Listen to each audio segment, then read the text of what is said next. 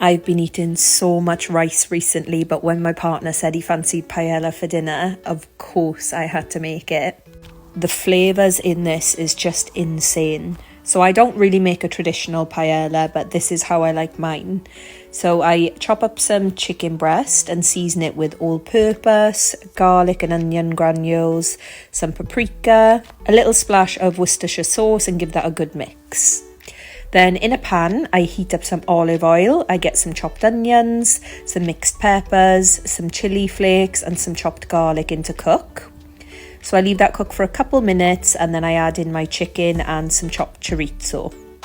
So we're going to stir that well and then we're going to leave that cook until the chicken is brown. Then I add in some chopped tomatoes, and I also love the taste of sun-dried tomatoes, so I put some of those in.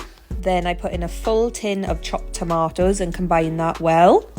So I add a bit more Worcestershire sauce and a little bit more paprika and garlic granules.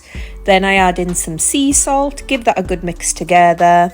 And then I add in some peas. I just chuck in some frozen peas and allow them to cook in that sauce. Then we're going to add our paella rice in. Now you want to make sure it gets completely covered in that sauce, and we're going to leave it in there to toast for a couple of minutes before we add any water.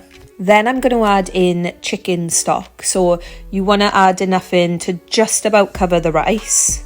And then I stir that through just to make sure the water seeps through to the bottom as well. So once you do that, you're going to cover it up, and I leave mine to cook for about 20 minutes or so.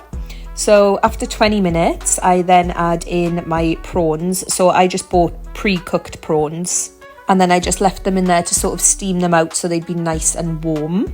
I also add in a couple of lime wedges as well, just to garnish it. Cover it up, leave it for like another 5 minutes, and then this is how it's looking in the end.